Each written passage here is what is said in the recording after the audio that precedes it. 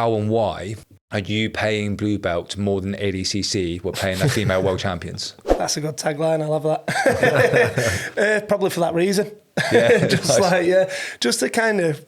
Well, when I first started doing it, I honestly just done it because I was looking around other shows and I thought, I can do this. I've got a load of lads there. I know a local Catholic club around the corner and blah, blah, blah.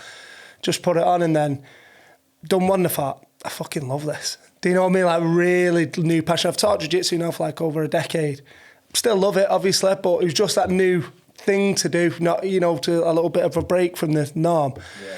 And I just thought, as I was going on, obviously I could see the opportunities of where you can pay people and still earn money and still, you know, it's all there, it's easy, it's easily done. I thought, this is why I think a lot of shows get to kind of show 8, 9 and they run out of steam a little bit because people are like, well, why should I compete for you? There's a new show every week, especially in the Northwest, where someone will go win a medal, then another show comes up, you know, it's thought, right, well, to keep people coming to me. I think at first I tried a bonus, like it was sub of the day gets 500 quid or something like that, but then still to be seeing loads of room for improvement.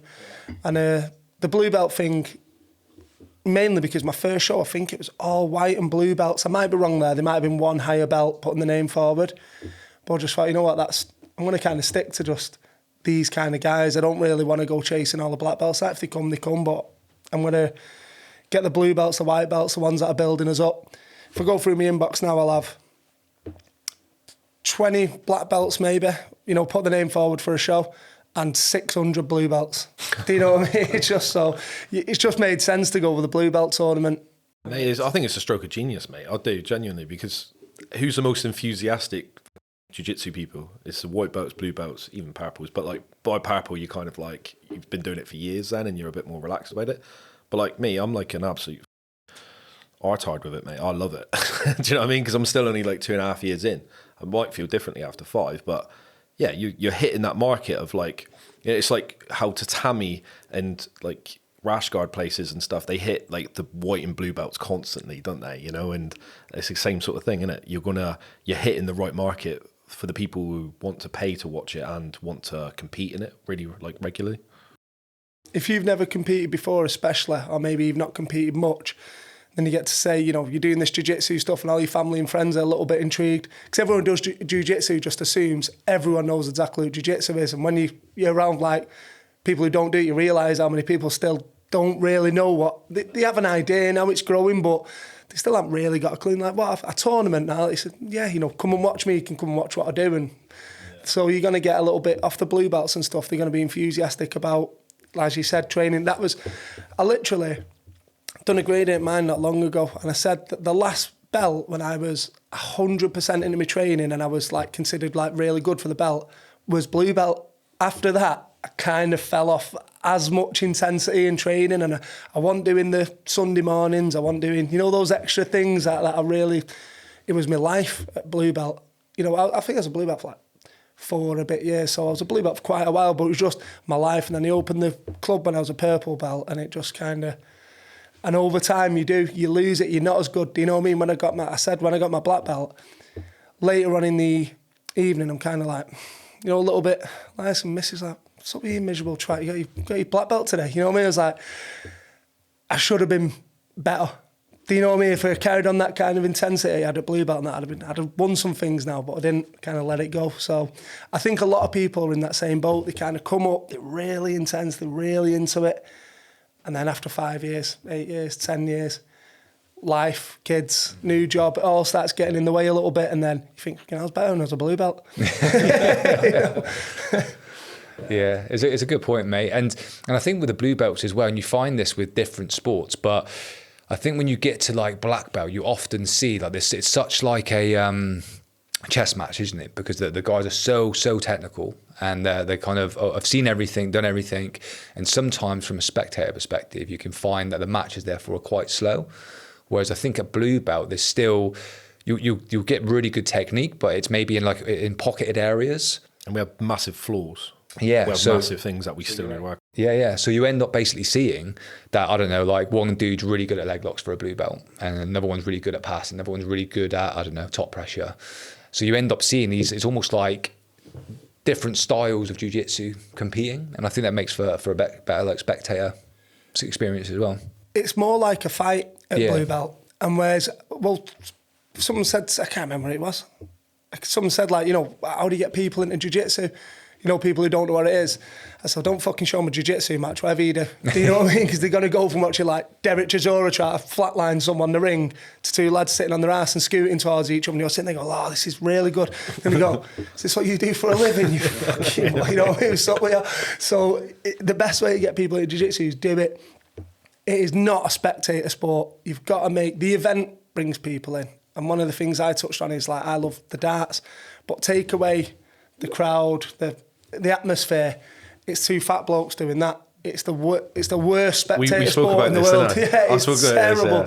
Do you know what I mean? But then if you make everything, the atmosphere, people coming out, and then people enjoy it. Most of the people in the crowd probably don't even know what's going on. They're just there. It's like, get smashed and enjoy the day and support someone. Jiu-jitsu needs to follow suit, needs to do a similar type of thing. You can't go, look, watch what's called Mikey, I always butcher his name, Mikey Musumeci, against this other guy. If you don't know what you're looking at, it's appalling to watch. It's two guys on their ass trying to grab each other's toes, and then one of them screams and taps, and you think, yeah, if you don't know what's happening as well, you don't even know, like, if you don't know jiu-jitsu, you don't even know why it's tapping, or you don't even know it's coming, or you know what I mean? They're like, what's just happened? Cassie says to me, what's happened? I'm like, don't worry, he's fucked. His knee's gone. No, you're right, mate. It's a really good summary of it. And the event that you're doing then, so firstly, am I pronouncing it right? Is it Ikigai? Yeah. So where did that name come from, first of all? It was, you know what, I heard it just on fluke off some YouTube video some ages ago. It kind of stuck with me. It just basically means Japanese word proverb, how you say it.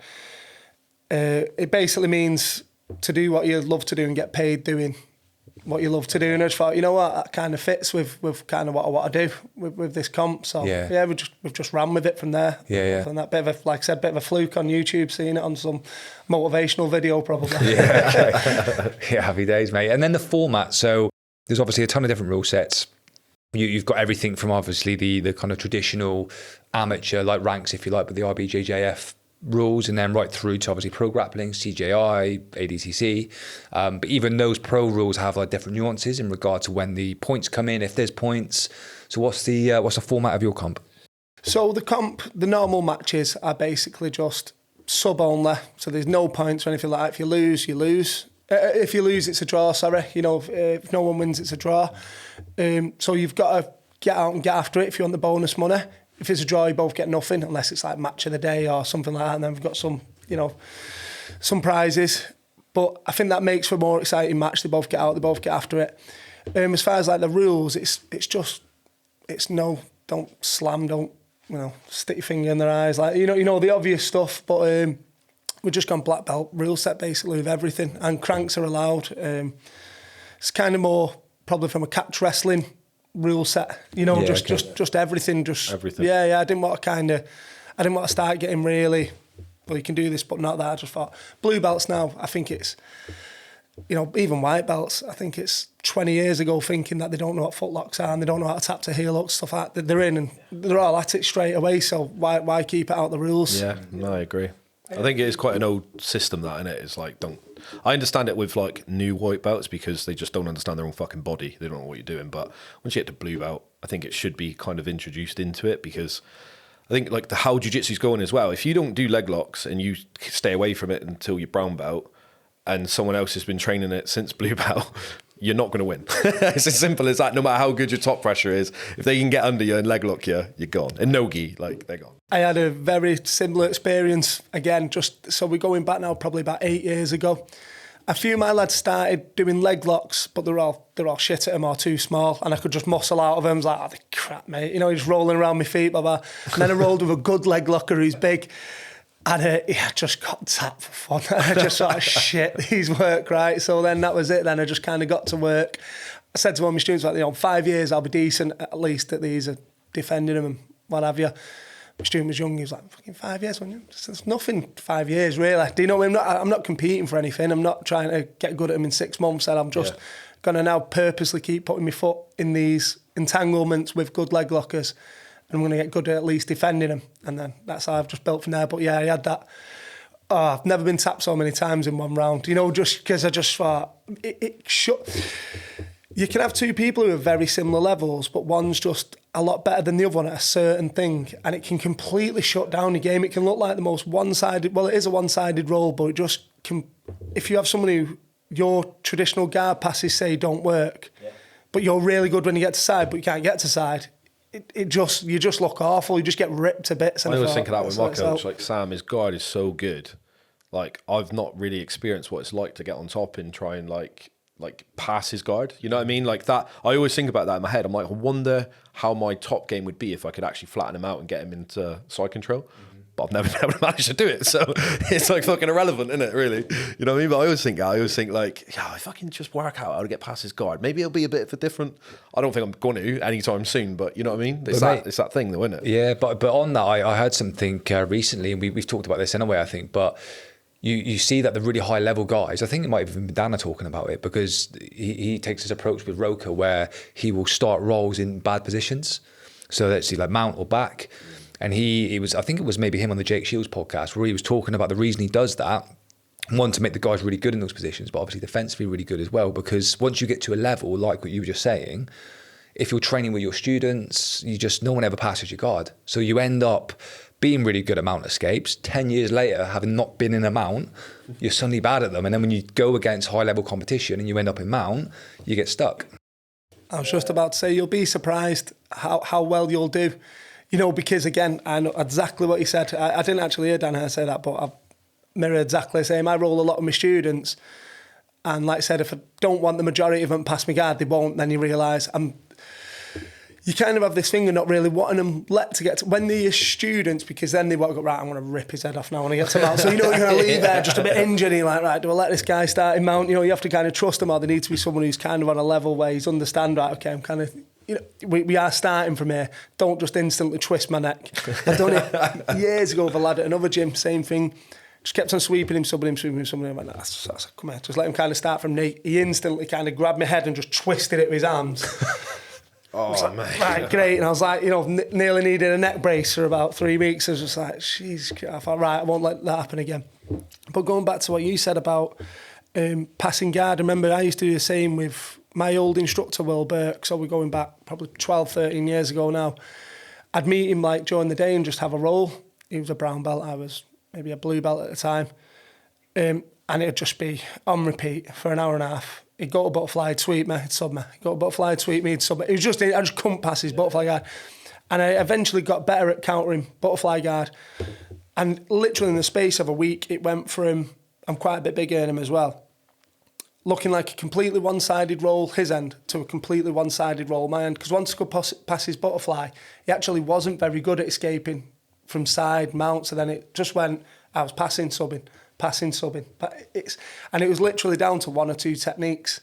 And I think that's a kind of an eye-opener for jiu-jitsu in general. You know, when you really having them days where you sat on the couch thinking, just keep getting smashed off this guy. Just think, you know what? Actually pinpoint which bit it is. Unless he's a welder, and then he's just better than you everywhere. It just is what it is. But most people are kind of good at one or two things, and then it starts to falter after that. You can, you know, make them go to the B game. Yeah, I'll be honest, I don't know how good the rest of Sam's game is because I can't get nowhere near it, mate, and I don't think anyone else can, and I haven't seen it, so, but I imagine it's still pretty fucking good, you know, because him and Frank go at it pretty hard, don't they? So, but yeah, it's exactly that, and it's just, I think about it all the time, mate, with stuff, like even with him, like he used to beat the fuck out of me, he still does, he did yesterday, but I used to constantly think, like, right, what's he doing? Like, in what position is he really fucking me up? And a big one for me was posture when I first started. Like, I'd always, like, lower my head, and he's really good at guillotines, so he just guillotine me over and over again. So I was like, right, gotta get my posture good. So that was, like, a first thing that I was like, and a couple of weeks ago, maybe like a month ago, he caught me with a guillotine. Now I've not been caught with a guillotine for fucking, like, a year. I was fuming. I was like, fucking dickhead. Do you know what I mean? I was just like, what a dickhead. Like, I was doing really well, like, in the rounds, and I was, like, putting loads of pressure on him, and then I just left my head in there, and I was like, you prick. Like, but this is where, like, you know, it's that saying, isn't it? Like, steel sharpens steel, because, you know, I could have just been like one of those people who just don't like give you any pointers. Yeah. Just constantly putting you in sort of bad positions, beating you up. But I thought if he's going to be one of my main training partners, because we're always working together and hanging out and stuff, I need to get him better so that I can improve as well. So I was quite generous in I'd do something to him and he'd go, how'd you do that? And I'd show him and then he'd stop it. And I'd be fucking, I probably shouldn't have told him, but it's forcing me to improve. And now we get to a point where we have really good roles. So we both benefit from it. So I think for me, like, yeah, I think it's a really good move to allow people to sort of be partial guard and work in those bad positions, providing, like you say, you can't trust them. Yeah. Show them at the end of the session as well. That's my ego. That if I just catch someone, I'll show you at the end. I'm not having to counter it right away. That's a good shout, yeah. But we're going to start doing that, aren't we? Like you said yesterday, we're going to start from like back. You actually said to me, he's like, I might regret it, but like, we're going to start from like mount. But it is those situations, isn't it, where if you get really good at mount, taking someone like from someone's back, finishing them. I think a big weakness of mine is finishing from the back. I can take people's back, but I got like short little legs, so I can't triangle very well. I've got like my controls, like it's definitely something I need to work on massively. You know what I mean? Like, and I know that, but I'm not like, because my top pressure, I try and finish people from like side control and mount and stuff, because I like to not put myself now in a vulnerable position where I'm going to get bridged off, or mine's more like a smother until they're fucked, then I just sub them. That's like my kind of game. Yeah. But I noticed like it'd be beneficial to me to like start from back, you know what I mean, and try and keep hold of the dickhead and try and like sub him and get better at that, And if you're not ever training that, you're never going to get better at it, are you? You know what I mean? Yeah, and I think people revert to type as well. Certainly in comp, you may see this, but going back to your point about how sort of white and blue belts have like good, they're good at certain things. I think like if you're always competing to win, or if you're always rolling to win, then it's hard. You just double down on that one thing you're really good at to win your rounds, and then you never actually expand your game. And that might be a limitation as you sort of progress through the ranks and get against more rounded opponents as well. Yeah, more of the job of an instructor now. When I'm teaching at my gym, obviously I show techniques. But I'd say the majority of my time is more being kind of a coach on the mats, sort of making people start from certain positions. Like last night, a seminar I'd done last night, there's got a few competitors there, chatting about what they're doing. Most of the time it's kind of open mats doing what they want to do, and exactly as well, they'll revert to type. You'll see the same 2 or 3 positions just over and over. So I'd start them from a certain position. Say you're 100 points down, you've got 1 minute to get a sub from here, and just work and then swap over, and then it just gets, because people just go and roll with the mates, 10-minute rounds, whatever they're doing. And when they're done, and then they go to compete and they're down and there's 30 seconds left and you got everyone screaming at them, they're like, we don't train like this. Like, it's, you know what I mean? Like, now what do we do? Right, okay, I'm used to just kind of taking my time, rolling, whatever. So I think you just have to, if you want to compete, you have to introduce some competition-specific, rounds, like, say, like, you can nick millions of them off YouTube and just start them from wherever. But I spend most of my time with the lads that are good competitors, just being more of a coach and putting them in places where they don't want to be, rather than just letting them roll all the time and try to add to their techniques. I've got lads who, like I said, I'm like 127k. I've got lads like Mikey who's about 60k and like rubber. He's not going to have my game. I can pull him on floors what he's doing and things, and maybe make basics tighter. But I don't play rubber guard. He's better than me at rubber guard, so go ahead with that. But okay, when that fails, what's the next progression? You see a lot of people who do really well at like blue belt, and then they kind of have hit and miss at purple belt. It's mainly because they don't progress. They go, I've done this to everyone at blue, I'll do it to everyone at purple. Like, you won't. The game will change a little bit now. Everyone gets better, don't they? Of course, and maybe their game is just like kryptonite for your game. So you've got to start getting better at other areas as well. And I think that's what I'm spending now the majority of my time doing. Just putting everyone right. I know you're good at that. Yeah, right. Let's see where you're good. Let's get you better at it. Yeah, it's good, mate. And then going back to the comp, I mean, we kind of touched on obviously the white and blue belts competing, and I think Danny said it was kind of a bit of an old school view that they're not good at certain aspects on the leg locks. But I think that might be like, I don't know, a criticism of a comp that focuses on white and blue belts is that, are they going to be getting injured, and are they going to find themselves in leg entanglements that they don't understand and go the wrong way, break their knee? I mean, obviously you've done 5 events now, I think. Yeah. How have you kind of seen that? Have you seen many kind of issues where lads and girls have just been really kind of mismatched, or do you find that it's fairly even and you're not seeing a lot of injuries and pretty much everybody seems to be competent in those areas? It's because with my show, you only get a bonus if you win. So the last one was like 250 quid, 1,000 if you win the main event. I've got ideas for the future where it'll be more and more again. And I'm the matchmaker. There's no one who's more inclined to make it a even match than me, because I want some draws here and there to balance the books out a little bit. So if you're competing on my show, it's got to be as even as it can. I don't even listen. One side and they're guaranteeing 250. I had some kid message me like, I'm a blue belt, can you put me in for, against another blue belt? I started matching then. I obviously always go back and do my own work. This kid had been training since he was like fucking 3. It's like, mate, you're not a blue belt, you're a black belt wearing a blue belt. You know what I mean? You got like 13 years of training behind you.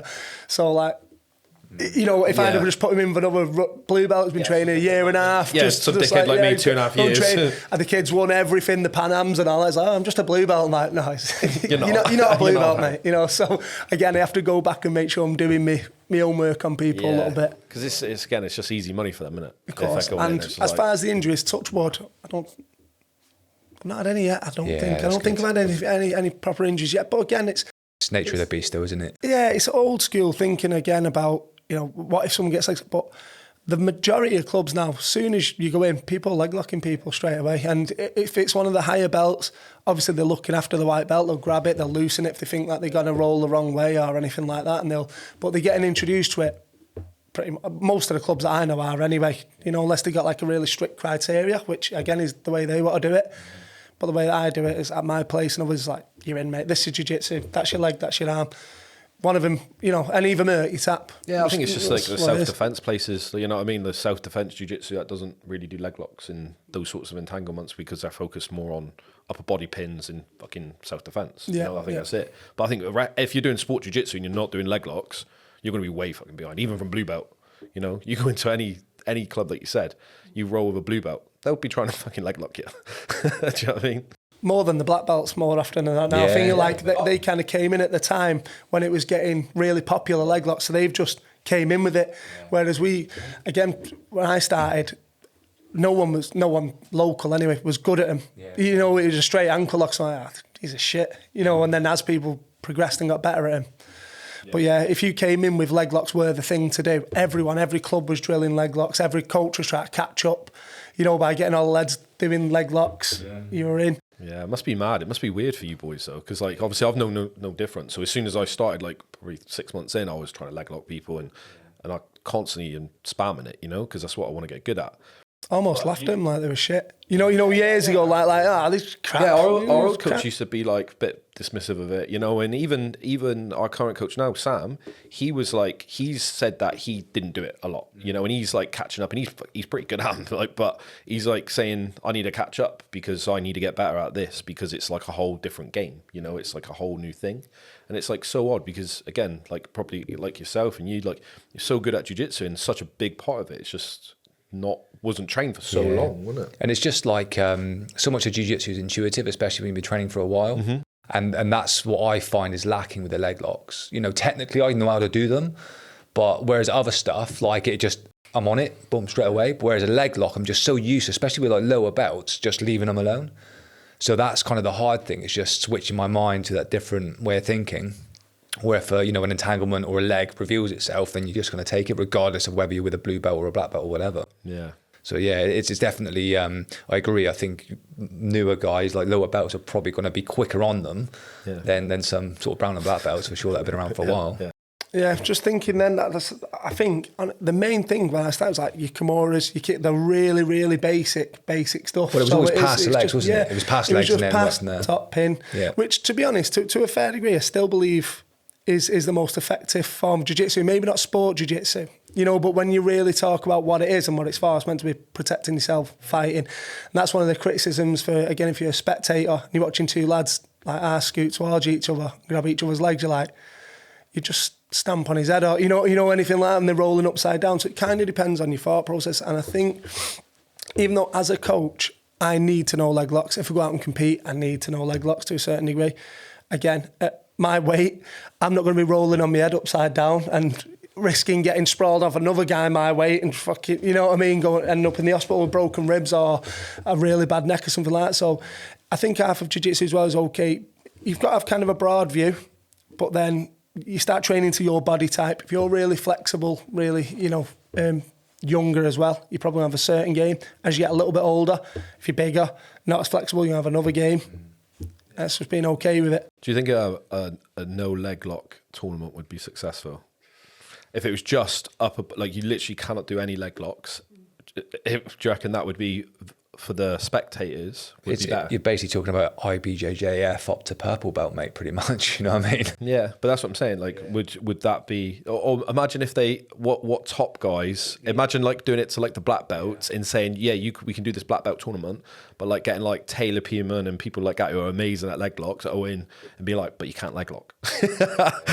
Like, it would be so interesting to see like the rest of their game. You know what I mean? Like, and see what they're like. That would be a different thing, wouldn't it? Yeah, but you might just end up with, I don't know, like Ruotolo versus Levi Jones-Leary match, you know what I mean? Where you just got a really good guard player and the guy can't kick past his guard, and you just end up seeing no submission attempts. Yeah, you can't even like, yeah, you can't even try and lock him. I think for people who, like you said, the vast majority of the public though, who don't really know what jiu-jitsu is, I think that would be a better spectacle than saying two high-level leg lockers. If you don't know what you're looking at, like say if you can't appreciate what's going on, they want to see someone get pinned, smothered, and be like, right, yeah, I can see that looks awful being underneath there. Now he's bent his arm the wrong way. Yeah, I can see that. Yeah. That's why it hurts. But like I said, when you see, it's to be fair, it's something that I was half toying with doing some kind of tournament like that myself. Just thinking. Imagine as well, you couldn't lay on your back for too long, so you got like a penalty deduction for pulling guard. You can do it, but you can only do it for like 30 seconds. So like that whole, I'm on about from a spectator point of view. Forget us jiu-jitsu nerds. I'm on about if you was to like create the perfect spectacle to make the sport better. Like someone can pull guard, but they can only pull guard for a minute, say, and then after that they have to stand up and wrestle. And then if they fall down and they pull guard, it's like, yeah, that's another minute, and then they got. But you can't like just stand up and sit back down. Do you get what I mean? Or so, I don't know how you would do it. I think you risk then though just making the rules so complex that spectators just don't have a fucking clue what's going on. You know what I mean? From a rule perspective. Yeah, I don't know. I'm just like, you know what I mean? I'm thinking of like how you could make it more exciting. I think they kind of tried that with slap jiu-jitsu. I think that's kind of half of their angle was as well. Okay, the competitors have got to move a little bit, but now people from the outside can actually see a bit of. People like to see, well, look at that power slap and stuff like that. People just like to watch this shit, you know. So they're like, you can see someone get slapped. In fairness, as well. Combat jiu-jitsu stops at like guard, doesn't it? Effectively, because you're just if you're pulling out, they're just smacking you in the face, mate, until you move. So, but that brings a little bit of realism back into jiu-jitsu as well, you know. So I mean, I'm not the big it's weird because it's a double-edged kind of sword. Because for a spectator, they go, okay, I can see where people be getting hit now, but on the other thing, they go. Two fully grown men slapping each other, you know, tapping on each other, what's going on, and again they'll just switch it instantly over to MMA or. That's what I was about to say, and then it's like just put a pair of gloves on, really, and it's MMA. Yeah. So it's such a balance, isn't it? It's hard. I don't think jiu-jitsu is ever going to be for fully mainstream. I think like we've had loads of conversations about it, and I genuinely think like. Realistically, it could be a good spectacle. CJI was a great spectacle, and I think that's the closest thing we've had to like something mainstream. But I think overall, I think it's just going to be us nerds, jiu-jitsu nerds watching it, and people that maybe like MMA as well might cross over into it a bit and stuff like that. But I can't see the general public being like, oh, let's go and watch this jiu-jitsu. You're not going to sell out stadiums on a jiu-jitsu promotion. It's just not going to happen. And when I've got a lot of lads competing in the sports hall type ones, you know, where it's a load of it's the longest day of your life. You know, whereas if it was a load of boxing rings around or whatever, like saying that, I obviously prefer jiu-jitsu to boxing, but to watch jiu-jitsu, the vast majority of the time is terrible. You've got to have something else going on. But even to that's got its ceiling. Do you know what I mean? Yeah. You've got to you've got to know the guy, be invested in him a little bit. I just want you to win. It's not so much that I really know what I'm looking at and I've got a pint in my hand and there's music on. And I think that might be the ceiling for jiu-jitsu. You know, I don't really know, and I think that's okay. You know, I think if anyone tries to push further than that, maybe they probably end up losing a lot of money, I'd say, anyway. Just get Eddie Hearn on it, mate. Like, that's starts, mate. Just say, Eddie, come on, mate, give it a go. It's worth the bash, isn't it? Yeah, mate, 100%. The blue belt comp, so you mentioned earlier that you get like literally hundreds of applicants. So that's just stick on that comp for a little bit and just sort of maybe talk us through, I guess, the process of actually putting that together. So 16 competitors, all blue belts. I mean, how did you choose the competitors, and are there any particular guys that you're really excited to see? As far as putting it together, like I said, it come about. I wanted to do a tournament. I knew that. And then just going off the ratio of messages, it just made sense that it was blue belt. And to be fair, I prefer to watch him. And they seem to bring the bigger crowds. It just all fit for blue belts to have tournaments. I'll talk a minute about another one that I'm trying to put together, which is turned out to be a nightmare because I'm dealing with higher belts. But anyway, I just thought, you know what, let's do it and let's do something really, really big. Like if you get $5,000, it's a lot of cash in it. You know, it's a nice for. I think the most. I might be wrong here. The most amount of time that you're going to grapple if you win is under 30 minutes, I think, and 20 odd minutes until you get to the final, and then that's unlimited. But you might get a sub in a minute. You know, you might do less than 30 minutes work for $5,000. Which, if the reason as well I wanted to pay, I'll be honest, I've gone like obsessed about this. Like this is the first thing that I've been like, no, I want to be the best at this. Everything else, I'm not. You know, I'm quite. I don't know if humble's the right word. It's just. And not asked is not the right word either, but I'm not, there's nothing where I go, I need to have the biggest club, there's nothing like that, but this has been the one thing where I've sort of gone, I think I can do something really big here, you know, and be the best at this in this country anyway. And by doing that, it's you just put money on the table. Mm-hmm. It's as simple as that, because people come out and people come and watch you. People think, I'm going to watch my mate here, maybe win $5,000, maybe, you know, however much I do at the next one. People come out and watch you. And then I've done as well. So I've always got one of my lads on, at least. So obviously I've got, you know, one of my lads. And if other shows follow suit, I've got a jiu-jitsu club. If it makes sense that you can now, maybe you're 18, 19, go, you know what, I'm going to sack this job off, doing whatever I'm doing. I'm just going to train jiu-jitsu and go and win money every single week at some different comp. That filters down to me as well, makes my gym busier. You know, it's just a win all rounded. There's nowhere where it's a bad idea for comps to start putting these tournaments on, start paying people properly, give them, you know, it's not bombs of money, but if you can earn a little wage, everybody's happy. Lads, mate, if they win $5,000, like, fucking hell, mate, like, you know what I mean? I know, like, if I was like 2019, I would have loved $5,000, you know what I mean? Like, I'm not going to love it now, don't get me wrong, but you know what I mean? It's big money when you're younger, isn't it? Yeah. So just to be clear on the rules then, so it's obviously 16 competitors, sub only, and the sort of bracket matches, are they long? 20 minutes, do you say? No, the actual matches are 6 minutes. 6 minutes. Yeah, sorry. I meant if you go through, say you get right to the final, yeah. I think you only fight 3 times if my maths is work. Yeah, right, okay. I should know that off the top of my head, but things in front of me. Yeah, so 6 minute sub only, and then is it a ref decision if there's no sub? Well, there'll be a ref and there'll be 3 judges basically. So, and we're not going to do. I think I sent out the rules to everybody, didn't they? It's not a point system as such. It's more if you're this certain criteria. If you're on the attack more, if you spend more time in controlling positions.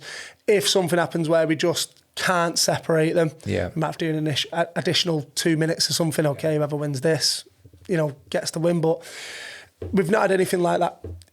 Things like that rarely crop up where it's like 6 minutes going back and forth and three judges can't say, look, he won that. Yeah, you know, even edged it. You know what I mean? That's, like, but if it's actual, like, really don't know, we'll do something like that. And then for the final, I didn't want to put for the final when that $5,000's almost in your hand, we want a clear win. We want someone who clearly taps, someone who clearly wins. Do you know what I mean? I thought if we made that maybe judges' decisions or blah blah, people could start being unhappy if they think they edged it or whatever else. You know, sometimes people are swayed just by the noise of the crowd, things like that, and like. So we've got to be a bit careful with the actual final. We want a clear winner, and you want to win clearly as well. And pocket your cash. Yeah, no, I like that. It's good. And then just where your stance is, because we spoke to Marco Cagno and we talked about this with him, but you've obviously got like waiting on positional dominance and then also like submission attempts as well. So with like the decision making and the kind of rules for your comp, where's like more waiting? Is it positional dominance? Is it submission attempts? I think we've ended up going with submission attempts. So the one who's just constantly going on the attack.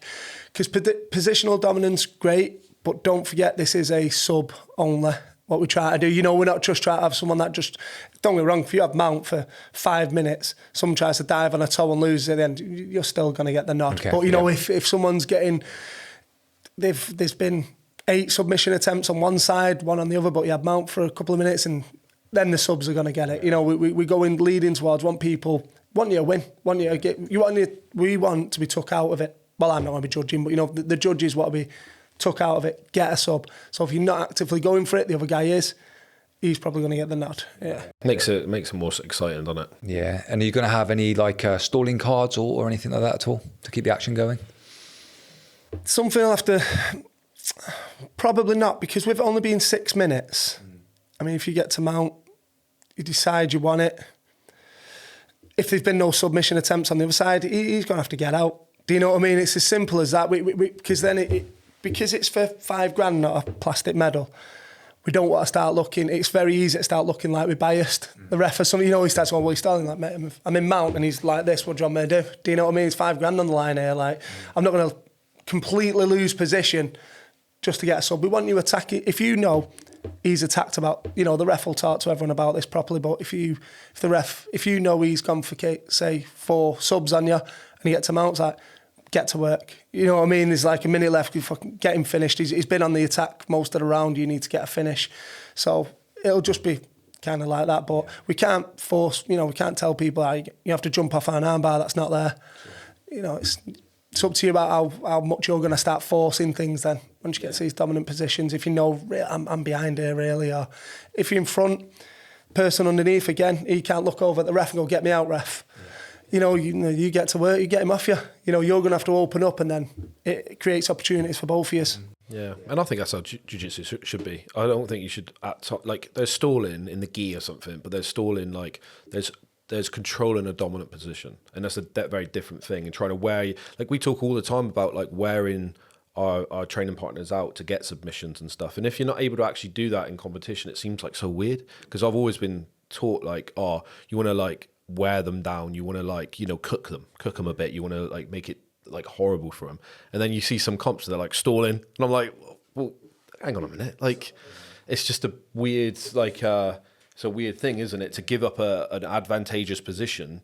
I'm not saying sit there and do fuck all, but what I mean is like if you're trying to get an arm, for example, and they keep like boom, and you keep working on it. You watch Gordon or someone really good, they just keep working on it. And it may not be the first even 2 attempts, but the third when you get it. But you got to have time to be able to work that arm. You know what it's like in training. You got to have time to be able to do it. You know, especially if they're good. You know what I mean? It's not like they're going to give it up, are they? They're not, because they know the consequences of having your arm up. You know, that's it. Well, I think a lot of people get a bad stick for this. It's like I said this literally last night in my seminar. People get to mount and say you'll have someone on the bottom kind of do this and just shut up shot. And I think the person on top, when they're a little newer, thinks, I should be able to magically do something for me. Like, you know what? Don't remember where jiu-jitsu's come from. It's a fighting art. When someone does that and I'm sat on top of them, I do that. Their arms come up and then there's my arm bars. But if we take that away, and now it is quite difficult, you know, especially if your strong decides I'm just not going to move. You've got to start smothering. You've got to start being what they'd say is a little bit dirty. But it's quite hard to force someone to separate the limbs from the body and then start attacking them. So we're not going to penalise someone for going, no, I'm going to make him suffer here for about 90 seconds, make him not breathe out of a straw or out of a little pocket, and then I'm going to, you know, work up. That's the game. Mate. To me, that's the game. Yeah. And then so you with the selection of the 16, did you like put adverts out, or did you just use your existing network to select the 16 competitors? I think I put it out that we're having a tournament, and it's literally the first people that kind of got the shout were the people that have supported us before, people that shared things, people that have messaged me previous, people, you know, things like that.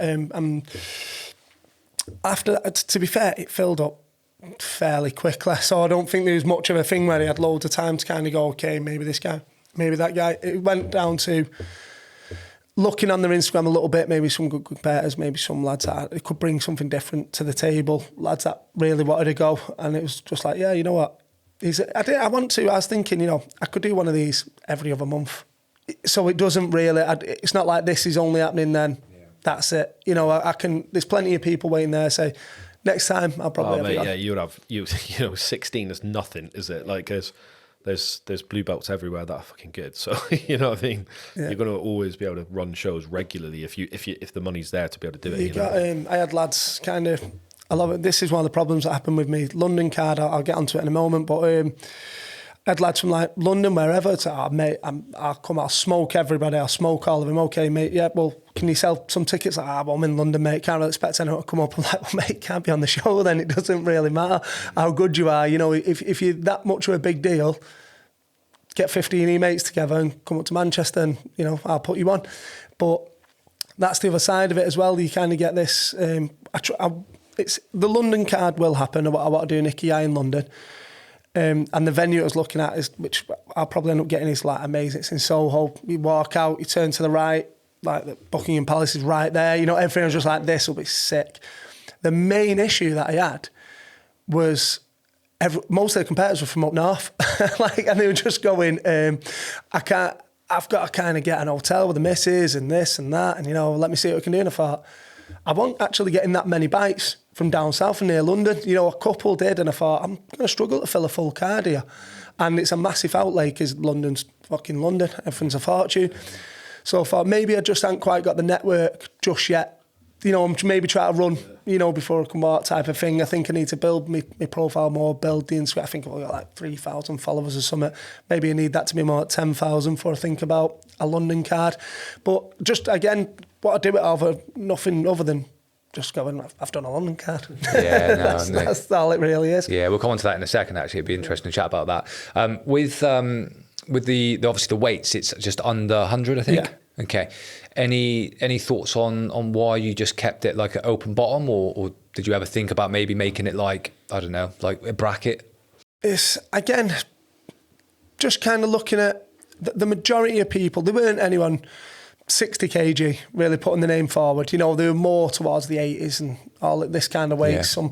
So we had majority, the first people I'm, like I said, I'm going through like maybe 600 names. Do you know what I mean? I'm just like, fucking hell, he's 80 odd, right? He's not, right, fuck it. Under 100. Do you know what I mean? That's a fair enough where you're not going to get a giant coming in who's just going to, you know, just smush everyone who's 130k or whatever. You're just going to have lads in kind of decent shape that are just, so you're going to be one of the biggest lads, you know. And then again, I think when you're a fully grown man, 10 kilograms shouldn't put you off going and competing for $5,000. You know, we're not punching each other. It's jiu-jitsu. You all have certain attributes that a bigger lad doesn't.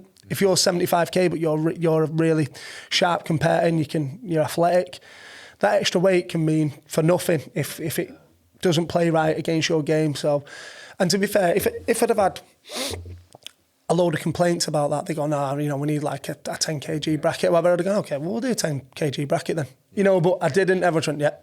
So okay, that makes it easy for me. Okay. Yeah, I think it's sensible not going over 100 as well. Yeah. Because like you said, mate, it's too like big. If you have a lad that's fucking, I don't know, like even 90 kilos going against a lad who's 130, it's... Then it does start to make a difference. Like I said, 10k, 15k between the weights of like between 8 those weights. When it goes weights, heavy, it's a huge difference. Yeah. You really feel it. You know what I mean? If even at me at like 97, say, and then you fight someone who's 120, or like someone like you feel that weight difference. You know what I mean? No matter how strong I am or whatever, you're just bigger. You know what I mean? And the weight does like coin flip a lot at that weight. You know what I mean? You do get really heavy. You know, it's like lifting a deadlift, going from like, you ever lift a deadlift from 180 to try and get to 200? That 20 kilos, mate, is fucking disgusting. It matters a lot there. It feels like the world. You know what I mean? But I think I think more of the issue though is because you've got like, because you're talking about from your weight to that, which is 20, but you're going to have 80 kilo competitors in there. Now we're talking 40 kilos, and that's 80 kilos, So like, you know what I mean? So it's madness. And what we're getting now is kind of what's unfair with jiu-jitsu. Jiu-jitsu was always for geeks who wanted to learn how to fight, but now you're getting strong men coming over, rugby players, like, fucking wish they'd all stay in their old lane, but they're all coming over now. So you're getting these proper monsters coming over. It's like, shit, this is getting hard. So, like I said, you could imagine a real, like, I don't know if there is any, but I know there's a lot of them that are maybe not on top professional level strongmen, but real strongmen. And now they're getting a blue belt, so you think you can't put him. It's fucking 140 odd kg of pure muscle. They'll just kill everyone. You know, so you've got to have some kind of cut off. No. Yeah, that's fair, mate. And the actual bracket itself is like there's quite a wide range of people in there, right? So you've got, you know, sort of big podcasters, right through to like some of these like just out of puberty, like young lads that have like run through the kids scene, you know what I mean? So there's quite it's like a really interesting mixture of sizes and styles and skill sets and experience. So I think it'd make for a really good competition. Is there anybody like in particular that you've either seen grapple before that you've had on the show that you think win or lose are going to be like a really amazing, it's going to be an absolute war or a really good match? I think the majority of them that are on it, that was again one of the main things that I'm looking at, and I said this before, like even if you're competing on my normal card, don't come out and be boring. I'm trying to make it a spectator show, but I can only do so much. You know, if don't get me wrong, when $5,000's on the line, people are going to start being a little bit more, you know, a bit more guarded and play the game a little smarter. Of course, I expect that. But I think the lads that I've chose, it's a lot of different styles there. As you said, some smaller, flexible, some bigger, stronger. You know, there'll be different games at play. But I can't pinpoint any person. I think, yeah, he'll be a bore. He'll bore his way to the title. Do you know what I mean? I can't. I think that's hard to do with blue belts. I think the majority of them are just like I said. It's more like a fight.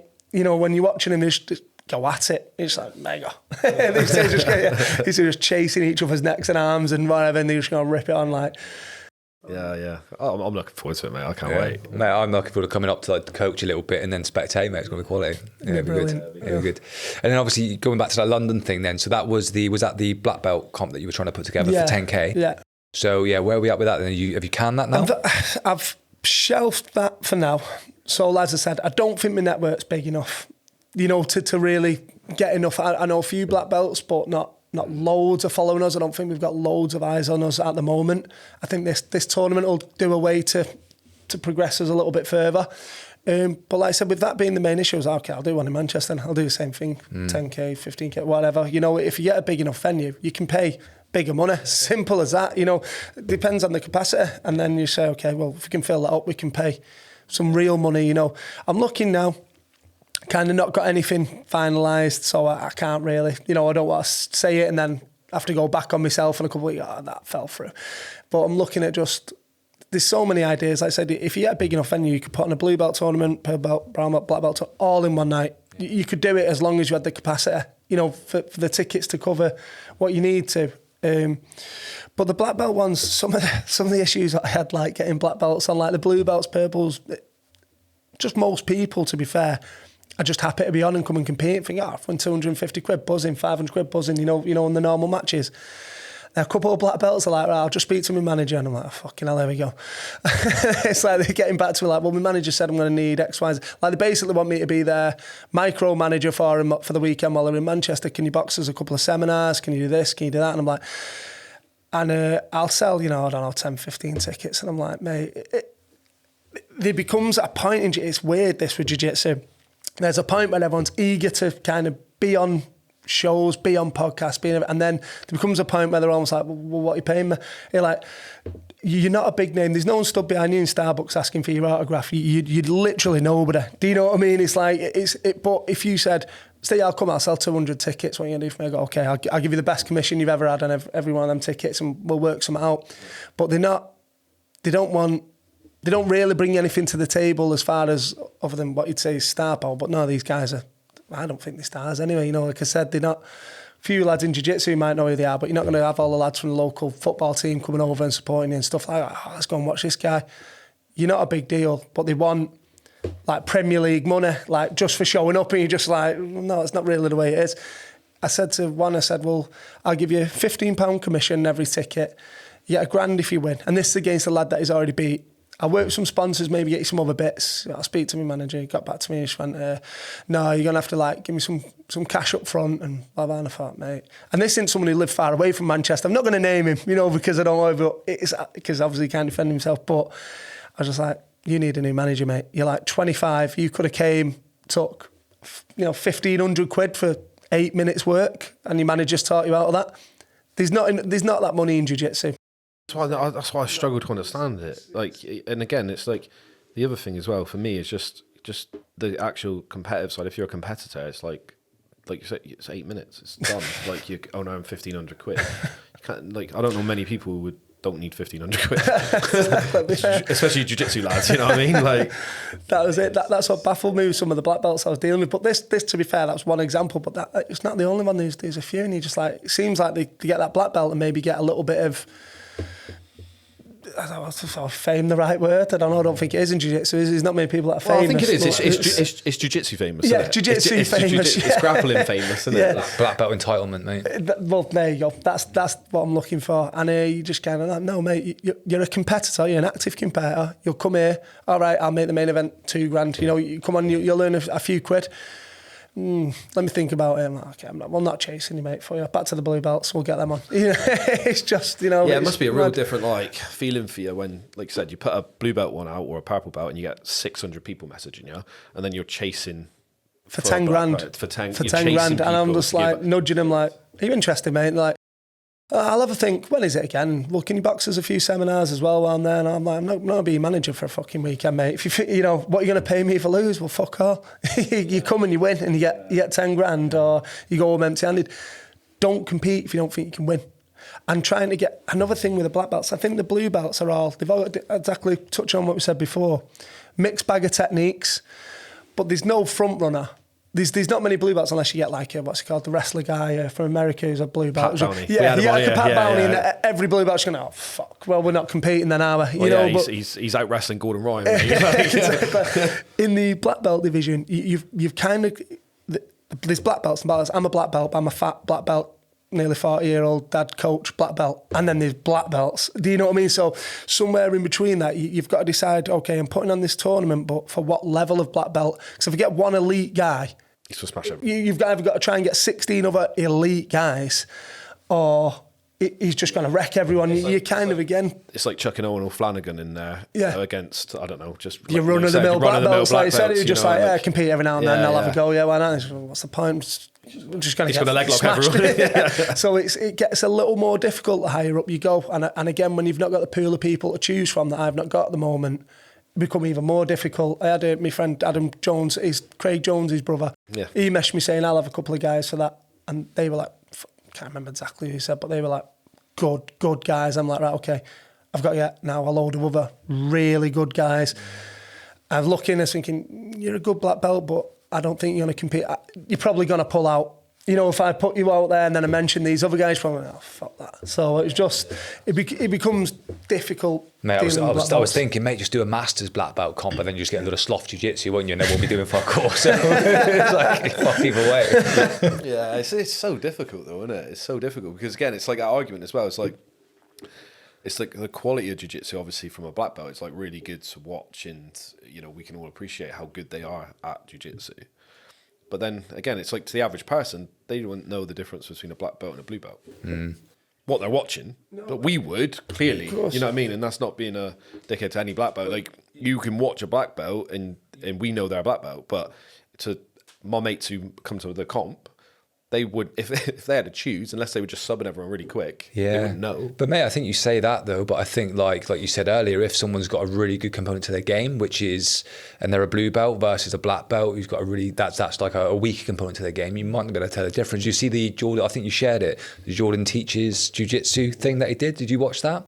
Where he basically went to an academy and rolled with everybody in their academy, and they were all wearing white belts. And he had a roll with them for, I don't know, like 5 minutes. No, it was 1 minute. 1 minute. 1 minute round 20 odd times. Okay. It was like, so. And then basically he would, after the roll, do you know who Jordan Teaches? Yeah. So after the roll, he would basically stand up, he'd turn around, turn his back to him, they'd put on their belt, and he'd guess what belt they were based on that 1 minute roll. And other than one or two, I think he got it fucking miles wrong, mate, every time. So someone like a black belt, I think he said he was a blue belt. And he was so sorry. He was like, oh, I'm so sorry, man. It was like, but it's like uncomfortable to watch because, like, you know what I mean? Like, and then like there was this like big, good white belt, like this lad, and he was like nearly sweeping Jordan, and like he was just big and athletic, but he looked pretty good. He technically looked good in 1 minute. You know, in 1 minute. And he was like, oh, I must be like a brown belt or a purple belt. And he was a white belt. And then the one after, he was like, I think it was in his head. And then he rolled with this black belt and he was like, oh, he's a blue belt. He's like, oh no. That must have been so awkward in the room. Is it Garcia who said it? It says like everyone's got a good 2 minutes in them or something like that. But like a 1 minute roll someone is very hard. Unless you're a stud of a black belt and you're just like, bam, but done. 1 minute, I won't sub most blue belts in 1 minute. You know, I'll eventually start wearing them down a little bit and just be a little bit more strategic about what I'm doing. But because I've not really got one of them kind of killer kind of games where I'm diving on things. And then maybe after 5 minutes or so, you'll start seeing our levels kind of, the difference. Exactly and that's kind of the way. So I think he's giving himself a bit of a challenge there. Try to find out who someone is in a minute. I think he should have done over 3 minutes or something, and maybe had a gap in between so he was like a bit fresher. But I guess it was done for him to be able to roll with the room. as a minute at a time. But it might have been better to have like just 10 people, 3-minute rounds with like a 2-minute rest for him each side and just go for it. It'd have been a lot better. I think he would have got it a lot. He would have got it a lot closer. You know what I mean? Because you do, don't you? You can kind of feel after a while like, he's off balanced here, or he's not. You know, he's not framing correctly here, and then you could feel it a bit more. But in a minute, like you said, if he's just doing a bit of wrestling or trying to pass guard, you know, you can get white belts that got some good, like they know one pass really well. You know what I mean? Yeah. They're really good at a fucking knee cut, or they're really good at some pressure pass or something. You know.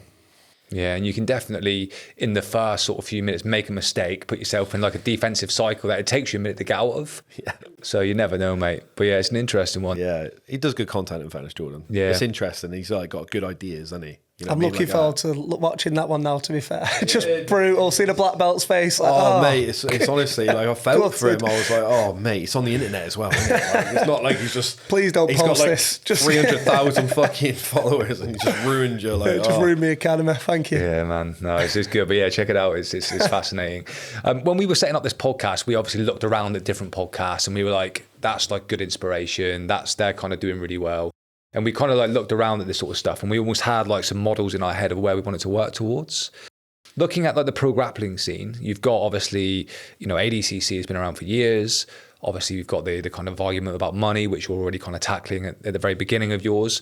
CJI, which is very new. So we'll see how that pans out. Obviously, in the UK, you've got Polaris, which is a long-standing one. And there's tons, mate. I mean, for you, looking as a promoter, as a matchmaker, as you know, as somebody in this space, where are you looking to get inspiration, and where do you kind of think the future of like pro grappling is? I'm not looking at anyone in jiu-jitsu, because most of the shows that I go to, you can hear a pin drop. Yeah. It's a snooze fest unless you are really into jiu-jitsu. And jiu-jitsu is my life. I've been a full-time coach for over a decade, but even I can't sit at most comps from first match to last match. I start, I'm itching, there's a bit of crap in the atmosphere. I'm honestly looking outside of it. It's just that lateral thinking, looking over, as I said, towards the darts, towards things that I think, what else is really crap? You know, at the actual core of it is really like crap to watch, but it's a really good night out. And that's that. I'm looking more at different sports rather than our own. You know, it's not putting anyone down in ours. I know some amazing events, but kind of just doing my own thing and going that way with it rather than saying, one day I want to be Polaris. And I honestly don't. You know, I'm not looking at any of these shows and going, the main one, in fact, let me rewind on that a little bit. I've been on quite a few big shows, been on Grapple Fest myself, been a few, you know, great shows. I remember Tanko, they done one kind of grappling event. I was on that. Got smoked off Sean. What's his name? He was really good. From Gracie Barron, Nottingham. Sean, I can't remember. He was one of Victor Estima, is it? One of his guys. But yeah, he was good. Yeah, he was good. I came off like MMA and he was like, just won everything in game. He had a game match. Just like, right, yeah. But anyway, I kind of seen that, the promotion and stuff like that. But again, that was a going out of business event because they've never done another. So, because you're looking at a promotion thinking they've spent some cash here. You know, on everything, the walkouts, all that. There's no way that they've made that money back today. But I went to one, which was a Deck Williams show, which was submission super fight. So I competed on that a couple of times and my lads were on it. A 10 for the promotion of any Grapple Fest or anything like that. But the atmosphere was mega. And it really was, you know, everyone was just kind of out of a drink in their hand. And then when the match was on, they kind of watched it and then back of a drink in their hand, music. It was in an old church. So like the acoustics were really good. I was like, you know, I'd love to do one of these myself. So that was actually kind of just sprung to mind then. The last one that I was like, I'm going to do this. You know, but I've not looked at any kind of big shows and thought that's where I want to be. I've no interest in kind of what they're doing. I'm just doing it kind of maybe more like the more local shows, but just try to make it a big event. Yeah, well, that's how like Karate Combat basically have become such a big show, isn't it? Because they got like a pit and then they've got people just getting pissed around it and just looking into the pit and it's just a big free-for-all. They're doing it at people's millionaires' houses. They're doing like, you know, just stupid shit, but it's so effective because the actual events look so fun to go to. So that's like giving it that elevation of like prestige, isn't it? Because people were like trying to get tickets for it because it's such a good day, you know? And then as it gets bigger, they've just kind of run with it, haven't they? Change the rule set slightly. And like you said before, they're constantly like trying to improve it. They haven't got it 100% right yet, you know, because they don't want it to be MMA and they don't want it to be jiu-jitsu. So they're just trying it out with different styles, but that's that's effectively, again, like they're just running with that, you know, because the goat shed and all that lot's fucking mental, isn't it? You know what I mean? Like what they're doing out there, and it's but again, really, like realistically, if they took all that away and look at their rule set, like that karate is who's going to watch that? You know, it's had some really good knockouts and it is quite fun to watch, but that's karate effectively. Yeah. And like you're not getting good eyes on karate, but now they've turned it into like a faux main event, and they've got champions in TV rights and all sorts of stuff now. Put Ikigai in the local sports centre and say no beer, no music. It'll be the worst show you'll ever go to in your life. The events, that's what it is, and I think that's for a long time what a lot of jiu-jitsu comps have kind of missed. And then obviously they've gotten it way before I've started, you know, but the ones that I went to that are still more down that real sport aspect of this is for jiu-jitsu guys are the worst events you'll ever go to. Yeah. And the ones that are more for like, it's for a night out for the boys. Yeah. They're the ones where you leave feeling, you know what, I had a really good night last night. Yeah, it's just got to be more like MMA events than that as well. Some of the MMA events are really good cracks, and they like, you know what I mean? Have tables, drinks, whatever, and you can just all watch it, and it's, you know. But obviously, MMA is just a bit more exciting. Do you know what I mean? And we'll just never compete with it in that space. Like we go back to what we said before. I think it'll have its ceiling, jiu-jitsu, which there's nothing wrong with that. You can still just play in that space and not try to make it go, one day we're filling out stadiums. Like, you won't, mate. There's not that many people are interested. Unless the Saudis want to come over and just chuck loads of money and don't care if you make any, and just lose loads of money. Got it to lose, haven't they? Let's talk about your background, mate, because obviously you have mentioned at the start you're at Andy Aspinall black belt. Yeah. Obviously from that part of the world as well. So everybody will know Tom Aspinall. So you've trained with them. You trained at Team Calbon, so you've probably come across Darren Till and trained with those guys, Mike Rundy. So trained with some really good people. Certainly, you know, from a UK perspective, you know, arguably like the best, one of the best camps in the UK. And Tom, you know, but we'll get onto him in regard to like where his position is in the UFC in the world team. But yeah, take us back to when you started jiu-jitsu, and you've mentioned MMA a couple of times. So, you know, give us a little bit of a kind of background story on yourself, mate. I started at, I think I was about 22. I'd have been around that kind of age. I wanted to lose a bit of weight, and I was kind of looking at around Manchester things to do. And I walked into what I thought was a Thai boxing club. And then next minute I was in headlocks and getting Kimura, and I realised it was an MMA club. I'd never watched MMA. I was like, what's going on here? I'm just getting mangled.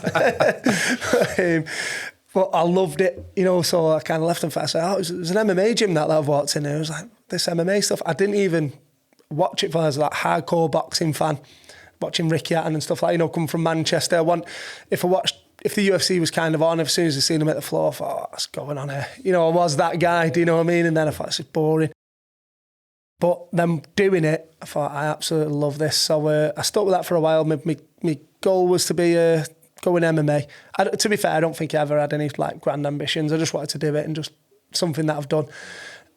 Fought a few times in the amateurs, and then I was under Martin Stapleton then. Don't know if you know him, Stapes. Yeah. I was under Stapes. Andy was teaching jiu-jitsu there. Got to a point where he was kind of going, maybe it's time, you know, you turn pro now. Should we have a go? And I think I was about 27, something like that. And I thought, you know what, I kind of know my limit, and I'm okay. Do you know what I mean? I just knew one for me, you know. I think I had a good little run at amateur, and it was just like, I seen the discipline what people had around me, and they were younger, fitter, stronger, mega disciplined. Like, I ain't got that discipline. I'm not as young, I'm not as fit. Like, nah, I'm okay. But then I always liked grappling anyway. Most of my MMA like sessions, I was like just grappling. I wasn't doing much striking at all. Kind of got to chatting with Andy and just went all in with jiu-jitsu. Said, you know what, I'm sacking the MMA off, but I think I could be quite good at this jiu-jitsu stuff. Can I come over? And I was meeting Andy once a week then from there for about 3 years in his garage, and just doing privates with him, and then training around a little bit. Obviously Tom will pop in from time to time and do bits with Tom as well. But I loved jiu-jitsu right from the start, to be fair. I think the MMA was more of a young man ego thing, where I just wanted to fight and have an Instagram picture. And then after it's time to really be serious about it, I was like, no, I'm okay. Yeah, so how did you meet Andy at this point then? Did you already know him? He was teaching jiu-jitsu at Stapes' MMA school. It's SBG Rochdale now. It used to be called Full Contact Performance Centre. But I knew of him, Andy, anyway, and everyone knew of Tom. Everyone knew of Tom since he was about 12, because he was about 6'3" at 12 and just smashing everyone. He was just hammering everyone anyway. He's like, yeah, this kid's going to be really good, you know. So everyone kind of knew Tom anyway. And obviously Andy was quite a legend up that side anyway. So I just got chatting to him properly. But one day after a session, I said, I'm not doing any more MMA. He was like, why? I said, I'm crap. I know my limit, like, you know, I'm good. But I just want to do is jiu-jitsu, like, and I really, if I'm going to do it, I really want to get good at it, you know. I think I needed a bit of direction. I hated my job. I was a sprinkler fitter at times, working away all the time, just hated it. And I thought, you know, I want to do something where I just work in, in my mind then, work in a nice little warm gym, turn up in my gi, teach shit. That looks like living the dream to me, which, you know, in a lot of it is. But yeah, I just got into that. I was just training with Andy and training around. And then I think when I got my purple belt, I decided to open my own club. I think I'd been training about maybe 7 years at the time by then. So I was kind of, I probably wouldn't have survived today. You know, with the competition around today, around Manchester, I think we'd probably been short within a week. But as going back like 11 or so years ago, it was still, purple belt was like, yeah, decent enough level to teach, you know, which you still are today, to be fair, but I just... Did you get any stick for opening? No, none at all. No, to be fair, I mean, you might have behind your back. You don't know, do you? People look at Muppet. You know, and to be fair, I was on the doorstep of some really big gyms. Like Stealth is literally a stone's throw for me. That's a big gym. I think Steve was like the third black belt in the UK, something like that, on Stealth. So I had some pretty stiff competition. But one thing that I've realised is when I first opened up, I thought we was all fighting for the same people, you know, like try to get the same customers, the same type of people in. And you realise you're kind of like the vibe at Stealth, so you'll go there. You're kind of like the vibe at Predators, so you'll go there. And some will like the vibe at mine, they'll come to mine. It just, you know, it's kind of, you're not all really actually after the same sort of people. And mine's gets my type of lads, which is like a lot of other gyms, to be fair. We're just lads that like to have a bit of a scrap on a Monday night. It's just, you know, we're kind of the council estate kids that just like to go and get after it. And so they're the type of people that I attract mostly, and then other gyms attract others. But yeah, I opened up that little attic space in Newton Heath about, I said over a decade ago now, or just about a decade ago. I'm still there now, just turn up and teaching every day, yeah. Yeah, nice. You've got your logo's like a Grim Reaper. Yeah. Why? You've actually got a skull on your wall. Well, it's a good one. Like I remember when I said blue belt was the last belt I was good at. I remember when I used to train around a little bit as a blue belt. I was quite a good blue belt. I was athletic then. I was like 88k, something like that, and you know, so I could move quite well as well. And for the level of blue belts, then I was good. And I remember going to a couple of gyms. I was rolling with people, and then they came back and met me and went, "Oh, mate." I was on the phone with a mate, said, who was that guy you rolled with? He took me soul. And they called me like the soul taker. And I thought, oh, that'll be cool. I'll have that. Yeah, I'll have that name, right, we'll go all in with it. And then I got kind of the Reaper and all that. And it's just probably about time I change it now, because no one's called me the soul taker for a long, long time. But, yeah, at the time, it was a good idea. Yeah, no, keep it, mate. It looks good. And then we kind of touched on some of the big names in the UFC that have come from that part of the world as well.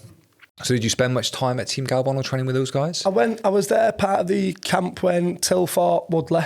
Okay. So I didn't get invited back. Okay.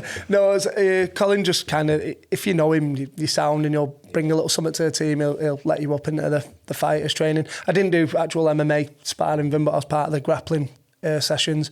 Grundy pretty much ran them, but they had just, again, that, like, if you're into your MMA, you can easily get a little bit starstruck in rooms, like, you know, you're looking around thinking, Till, Aspinall, you know, just good guy after good guy, and you're just like, it's a good route to be in.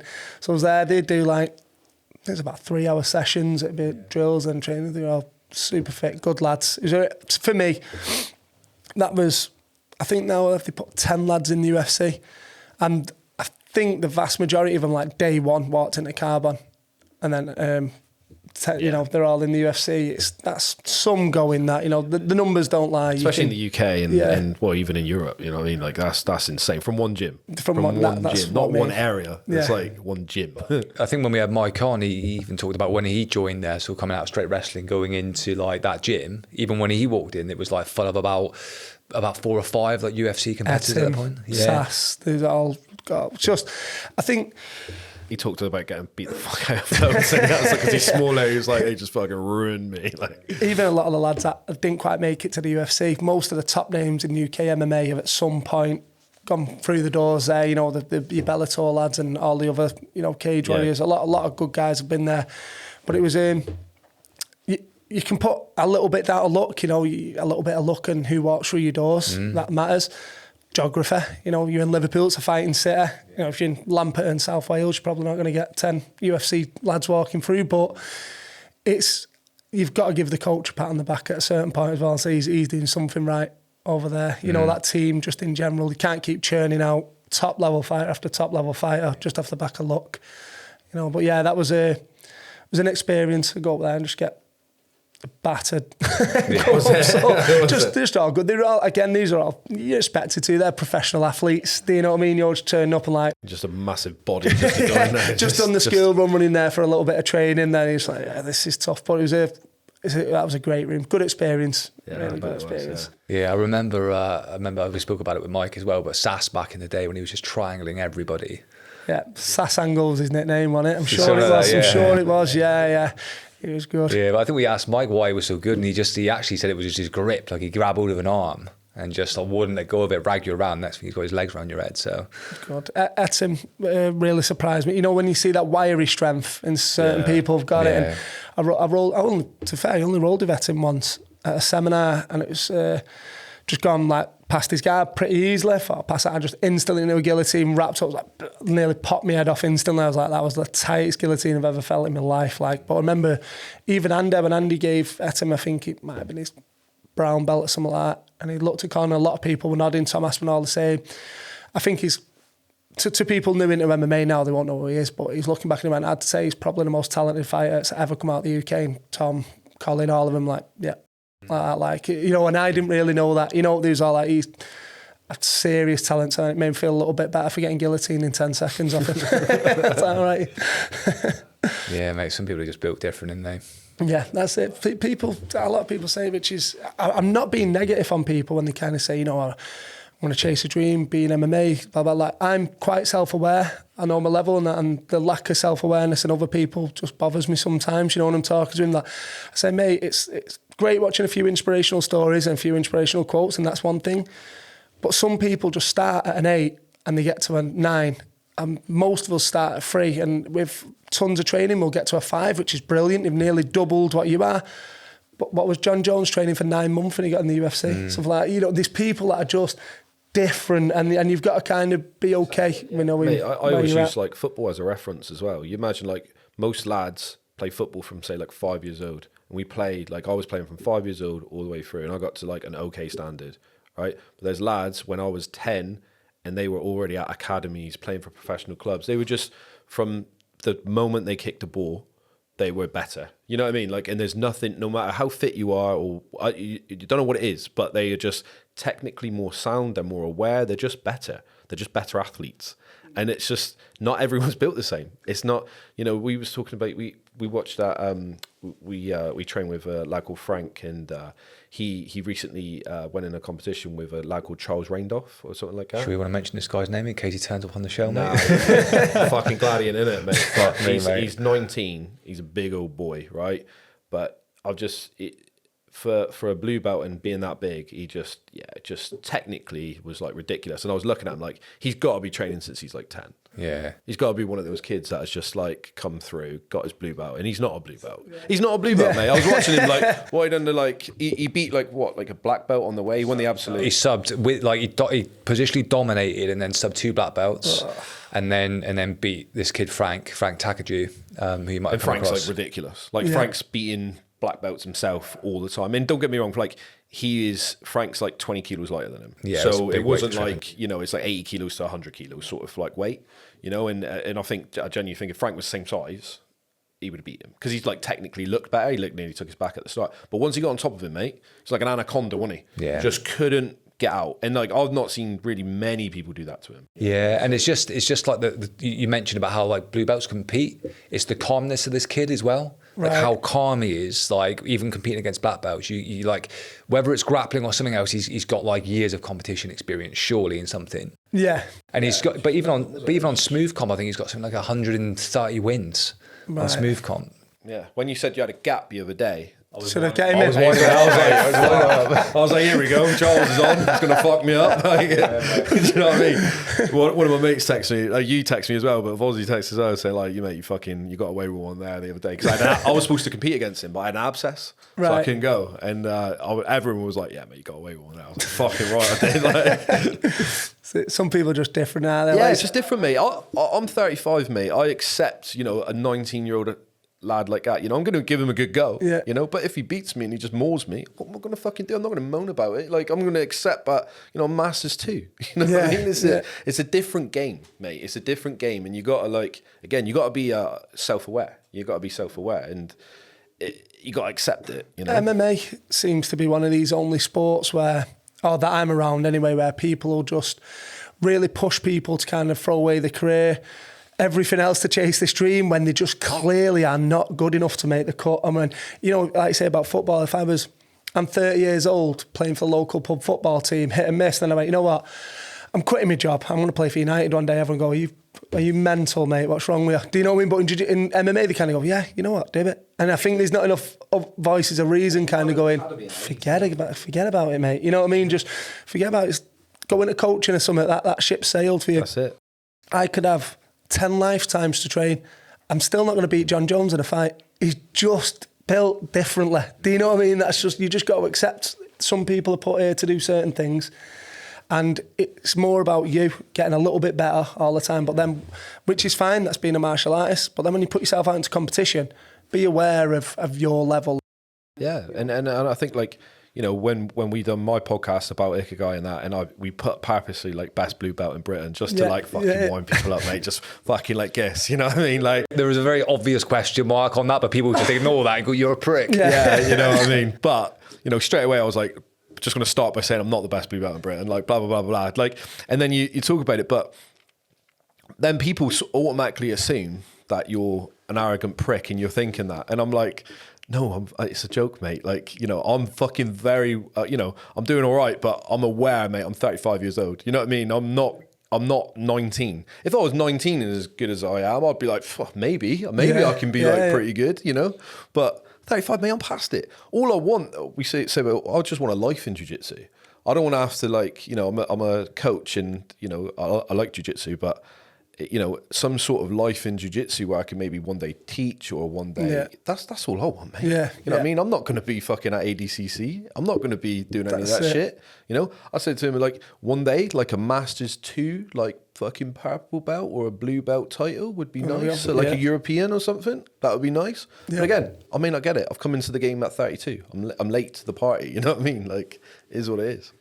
Like I said, it's lack of self-awareness of others, but I think it was a good tagline, that, because you will instantly, because people will click on something that they hate instantly, won't they? Straight away. Fucking lovely. And they've already decided that they don't like you, or they've ignored the question mark and they go, oh, God, I hope he loses. Even though on it you are being really humble, really. Mate, it's so funny though. But we got to take it for what it is, though, isn't it? Of course. It's the name of the game, mate, isn't it? You talk about it before, but it's not how good you are. It's how well you promote yourself, how well you sell tickets, how well you fucking, just being an athlete now isn't enough. No. You look at even some of the top black belts and stuff. Some of them are just really well known, and they promote themselves on social media really well. You know, and there's other black belts who are killers, but you don't really know who they are because they're shit at that side of stuff and they can't be asked. Yeah. How many? There's loads, isn't there?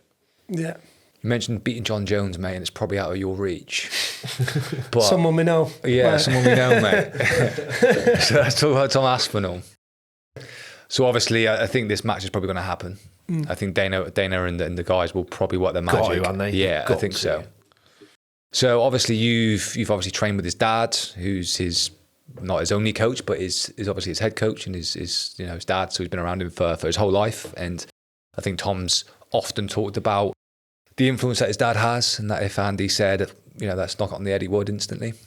So being around, obviously, Andy, having probably trained with Tom, we know he's a knockout artist, but I think one thing that we've probably not seen that much of, because he just knocks everybody out, other than maybe the Orlovsky fight, is his grappling. So from your experience of obviously Andy and Tom, how good is his grappling? Do you think he can tangle with John Jones in a grapple?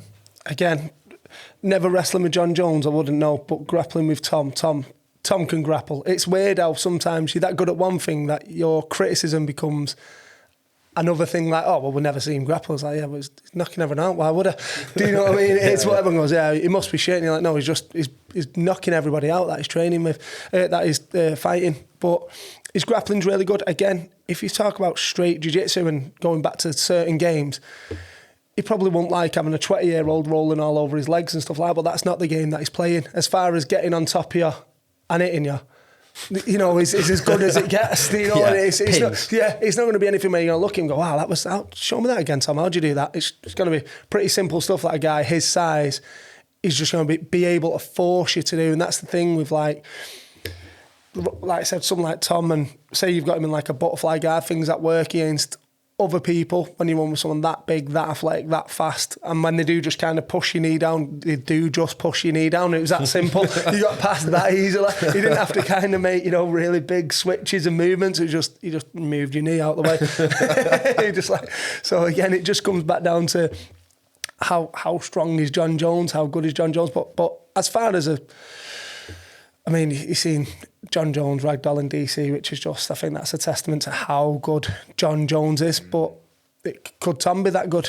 I think there's a question mark still over Tom, not about whether or not he's good or he's very, very good, but how good. Is he great in some areas? Do you know that's where John is undoubtedly great in most areas, to be fair. He's one of the most, for me, he's the pound for pound best fighter that there's ever been. He's just so good everywhere. And people said it, even the fight where he beat Cyril, it was kind of, but he just done what he wanted to do to him. Why would he have any other kind of fight with him? It was like, oh, well, he could have stood with him for a bit longer, but why?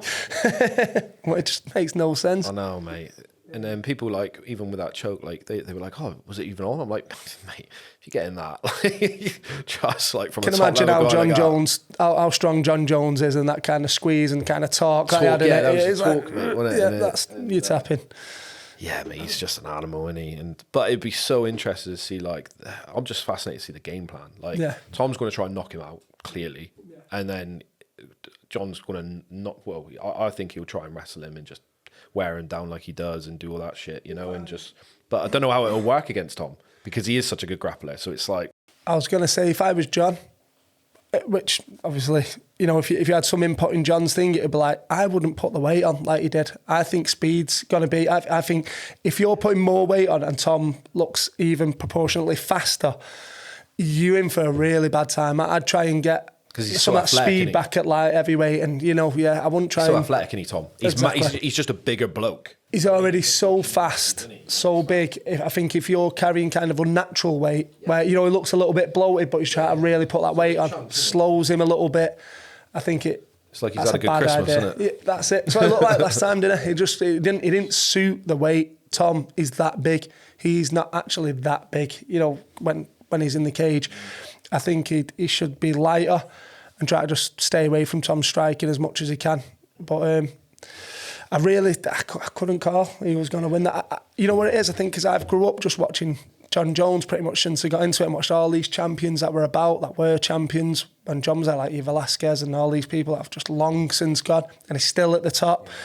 And it's just hard to picture John Jones unconscious on the floor. Yeah. I just can't mentally see it. You know what I mean? I just can't even see someone else getting the hand raised next to him and him just looking a little bit like that. It's just, but I think timing's a big thing as well. Yeah. How long's John been out? How long's, Who's on the way down and Tom's on the way up. Yeah. It's that changeover, innit? And that's the only thing that I think, if it's John Jones, does he actually want to take that? Does he want that risk? Because if Tom is on the way up, he is on the way up like he is. He's younger, more athletic, it does make a difference, but depending on how, Of course. And like you said, John's not actually as big as Tom. So it's like that's a factor as well. He's not fighting him at the same on his actual weight class, is he? He's gone up basically because he pretty much got bored of light heavy. Yeah, I think there's a few things to consider for me.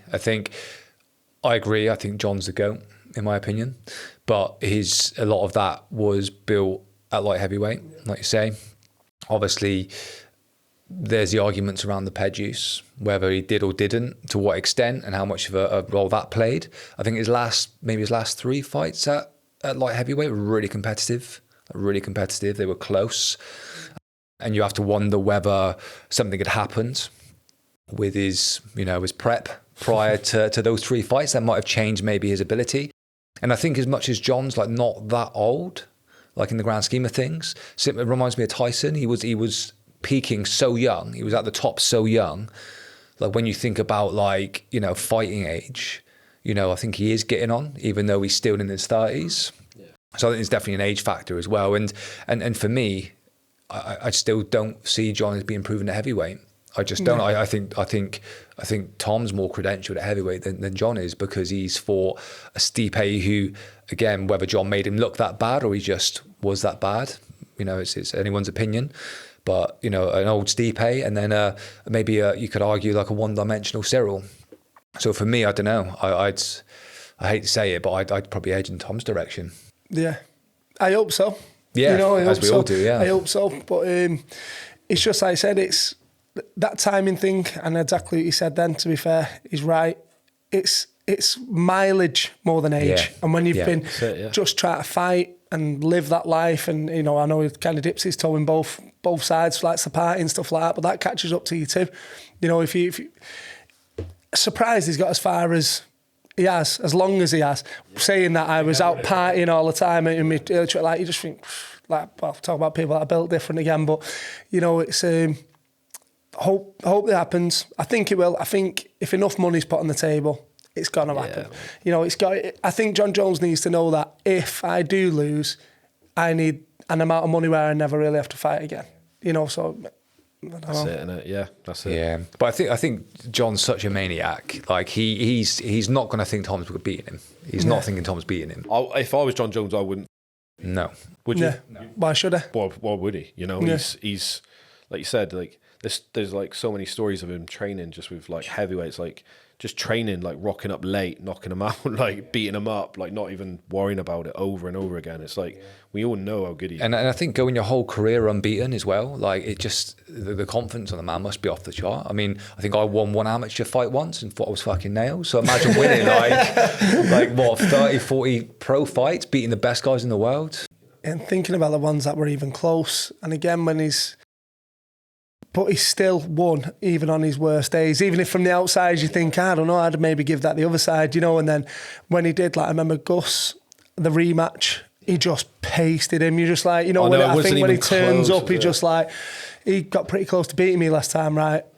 I'll show him. And that for me put kind of a thing on how good he is. It's kind of even some of the ones that come close to him, how well would they do if he want probably half-arse in training, slacking, and just come back with a bit more of a bit between his teeth, thinking, right, he's getting smashed. Would he just do a Gus on all of him? Then everyone's like, wow, no one can really get near him when he really wants it. But I think that's the only fight that makes sense for John now. If he wants to sail off to the sunset, I think it's the Tom fight. I don't think anyone really will not care, but like that's the only fight people want, isn't it? Yeah. Like if he goes and fights another heavyweight, it's like, okay, yeah, we know you're pretty much going to beat everyone else. Well, I think the other option was to go back to like heavyweight fight Pereira, but I don't want to see that. I think that's a never Cyril fight. I think John takes him down, beats him quite quickly. Yeah, and he's Pereira's a beast, so isn't he? Yeah, I say that. I think Pereira is a black belt, isn't he? I think. Yeah, he's a black belt in Jiu-Jitsu. Yeah, I think he's a black belt under Glover, isn't he? I think so.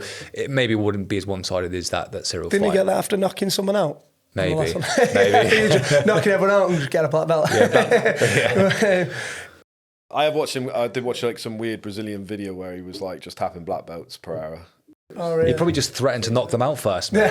Yeah, Tap, or I'm gonna fucking punch you in the jaw. Black belts in the gi, and he's just like rocked up in this little camp, and he was just like, he looked apart. He was just top heavy pressure, just smashing them really. But they said his jiu-jitsu is pretty good. He just, again, it's the same argument. It's like he doesn't actually fucking need it. Do you know what I mean? He's just got dynamite in his hands. You know what I mean? Like, but I think as much as John talked about that fight, I think that was probably just a play. I think. Yeah, he's a clever guy. He's a clever guy. he knows what he's doing. Oh, yeah. Yeah, mate, it's all good. But yeah, can't wait for that one. So hopefully it happens. Yeah. Mate, we'll wrap it up in a sec because it's actually surprisingly sunny outside. So we'll let you go out and enjoy the Southwest. Do you want to tell our audience a little bit more about like where to find you on socials, a little bit more about the events and everything else? So the events is Ikigai submission grappling. So like I said, if all the followers that we can get, because I'm trying to build it. Like I said, I think I tried running for us walking on the last one, but the more followers that we can get, the more we can build it up, the more names, the bigger prize pots, stuff like that. So just give us a follow if you can, because I really do want to do like my bit, you know, with grappling in the UK. And I think I'm onto something as well that can it really can build to that ceiling what we were talking about earlier anyway. So yeah, just give us a follow on Insta, Ikigai Submission Grappling. Yeah, nice, mate. Well, thanks for coming down, and can't wait to see you back in May, mate, up at the event. Well, thank you. Thanks for having me on, guys. Cheers, mate.